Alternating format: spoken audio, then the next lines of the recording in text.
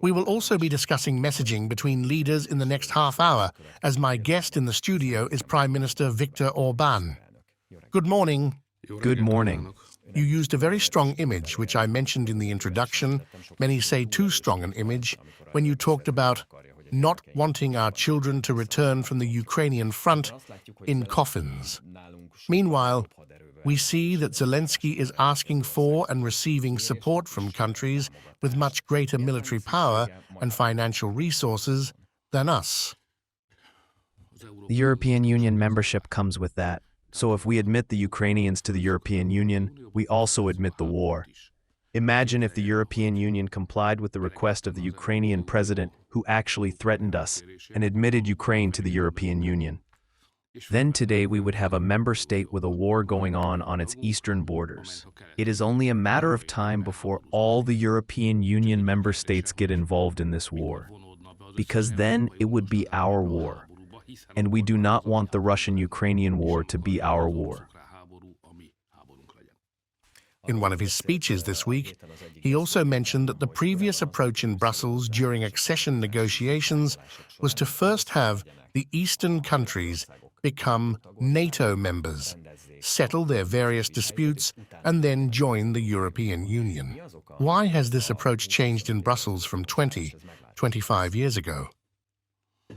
They want war. Let's be honest. The ruling leaders in the western part of Europe jumped into a war 3 years ago. We said then that it was not our war. It was the war of two Slavic brother nations. This must be contained. It must be contained. It must be isolated. It must be brought to a standstill and prevented from spreading further or from destroying the European economy for a long time.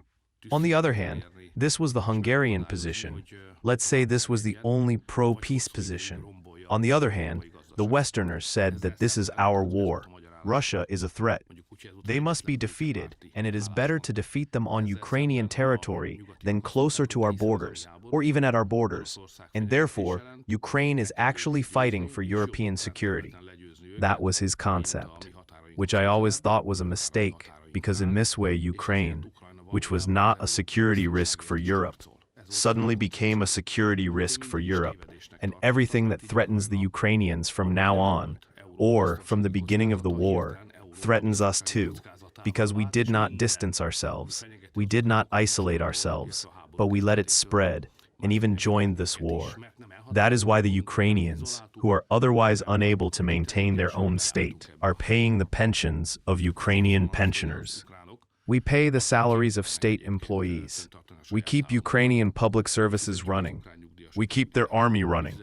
So without us, without the West, Ukraine wouldn't be able to survive for a single day. Not only wouldn't it be able to wage war with Russia, it wouldn't be able to survive. It wouldn't even exist. That's the situation. Now, admitting such a country to the European Union means admitting a whole lot of trouble, because there is no need for it. You mentioned that the European Union practically pays for the operation of the Ukrainian state, and we have already talked a lot about how much Ukraine's membership of the EU would cost. But where would Brussels and the member states have the money for this? Indeed, money is also a factor here, but I emphasize and repeat that the most important thing is that Europe should not get involved in this war. We are already more involved, at least to a point, than we should be. If we accept Ukraine into the European Union, we will also accept the war. If we take up war, it will result in a military, armed clashes. Then soldiers will have to be deployed there. The soldiers will go to the front. The soldiers will die and will come back in coffins in a war that we have nothing to do with. It may happen that a country will have to carry out military actions that involve human sacrifice. But it must be closely, evidently, strongly, undeniable, inseparable from our national interests. It is not in our national interest to take even a single Hungarian in Ukraine, and even a single Hungarian to die there. And after that comes the money, because this is by far, far, far the most important thing. From the loan, so the answer of the Union to the question of how we will finance Ukraine, since we ourselves do not have the money, since the entire European economy is stagnating. since a significant part of the European member states are in debt to France through Italy, in a sum greater than their annual national economic performance.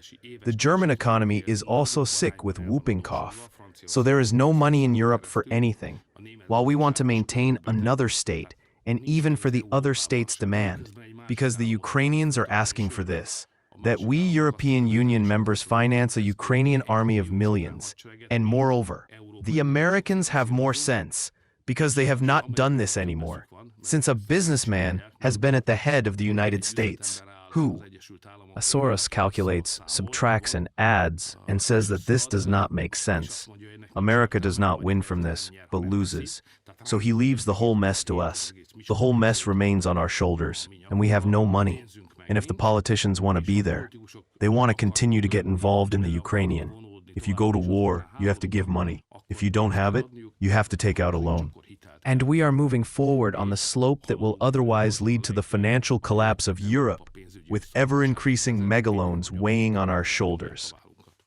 Let's go back to Zelensky's interview, because there were also comments on Hungarian-Ukrainian bilateral relations. He said he didn't want to threaten anyone, but they really have everything in their hands. But he also added that there is no problem if the parties respect each other. Who do you think doesn't respect who in this situation? First of all, I would say that when a Ukrainian tells you that I am not saying this to threaten you, that I do not want to threaten you, it can be understood precisely that you are now threatened. So Hungary was threatened by the Ukrainian president. Moreover, referring to some facts and documents that we do not know.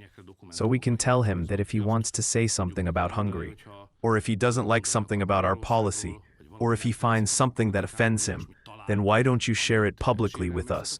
Don't message him. Don't threaten him. This doesn't work in Hungary. This can be achieved in Western European countries, which are falling on their knees because of the current difficult situation in Ukraine, otherwise expressing their utmost appreciation. But Hungary is not the country that falls on its knees before Ukraine. We recognize their difficult situation, their heroic efforts, but we will not behave like Western Europeans who watch with admiration what the Ukrainian president says. The Ukrainian president is the one who, we know exactly who he is. We also know the Ukrainians exactly. We know who they are. They should not play their moral champions for us here, because nothing authorizes them to do so, and they cannot talk to us Hungarians from a high horse. I am not saying that the Hungarians are flawless, but let the march stop. We have a basis for comparison between Ukraine and Hungary. If a person is in trouble and receives help, as Ukraine is in trouble and receives help from Hungary, because we let people from there in, we let them work here, we give them jobs, we feed their children, we educate their children, we keep them safe, and we have not asked them to thank us for this in a single sentence. But it is still an exaggeration that they are still talking about disrespect. So I think that President Zelensky needs to understand that Hungary belongs to the Hungarians. He cannot make demands here. He cannot talk about heights here. If he wants something, he can come here fairly, with due modesty, and say what he wants, and we will give an answer to that. The Hungarian answer is clear on the issue of dispute between us. Ukraine cannot demand that Hungary support its membership in the European Union, because that would destroy Hungary and endanger the lives of our children, so we do not want to accept them. And they do not have the right to join the European Union. They have the right to do so, just as we had the right to apply to join the European Union. We have the right to say yes or no to this. Hungarians are forming their opinions right now, and they will express their opinion on this within the framework of Vox 2025. The fact that he has friends in Hungary, what he says, is that there are pro-Ukrainian parties. In Hungary, this is a lively debate about how to approach Ukraine, and there are pro-Ukrainian parties in Hungary. Both TISA and DK are openly pro-Ukrainian parties. This does not give President Zelensky the right to speak to Hungary the way he does, even though they have friends. It's interesting that you mentioned that Hungarians are now forming their opinions on this at VOX 2025, because Zelensky also said in this interview that your position does not reflect the position of Hungary as a whole. Well, they based it on the fact that he has friends, and his friends have already organized a party-based referendum in Hungary, and that happened. After all, the TISA party organized a vote on what its own supporters think about Ukraine's accession to the European Union.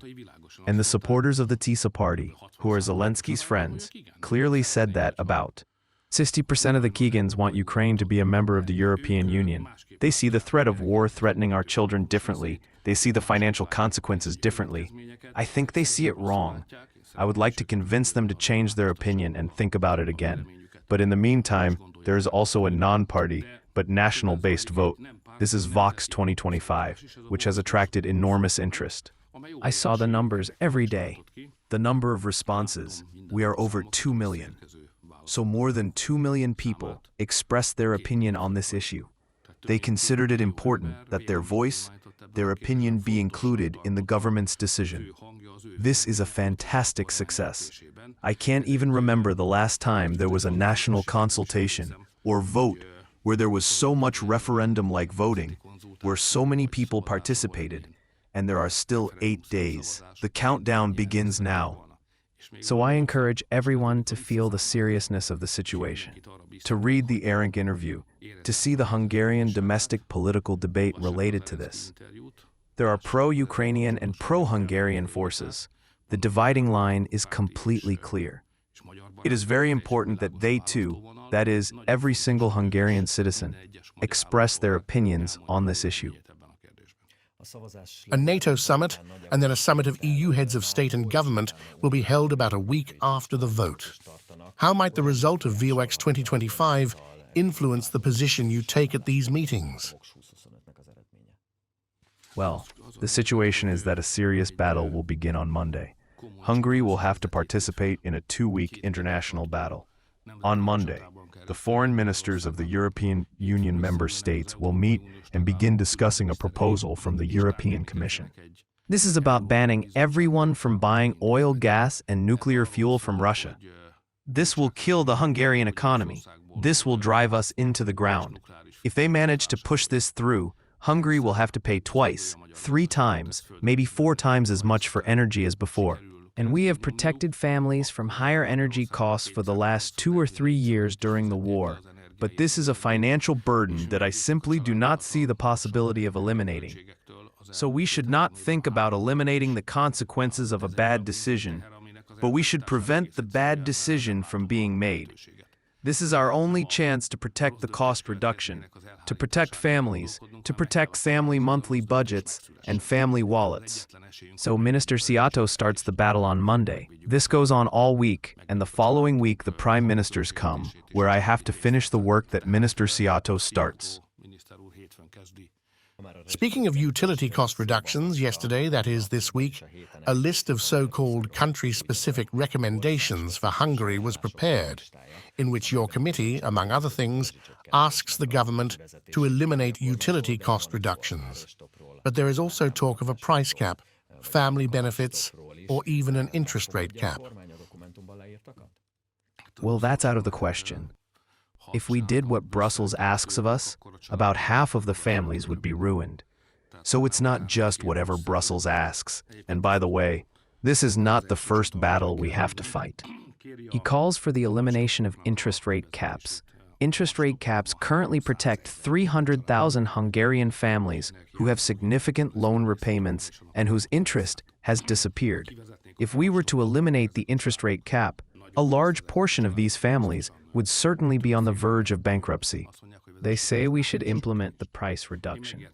I understand that this is a problem for the large multi-retail chains because their profits are lower, but you Hungarians pay less in the store. If we still pay a lot, we pay an unfair amount. But if there is no price reduction, we would pay much more. So the question is, are we Brussels silent, or is the government protecting people from unpayable bills? The same is true for housing subsidies. In Hungary, we operate a housing subsidy system that reaches tens of thousands of people, which Brussels says is too generous and untargeted. and distorts the housing market. In other words, people can get housing cheaply, as if the government wouldn't do it anyway. They also attack the labor-based economy.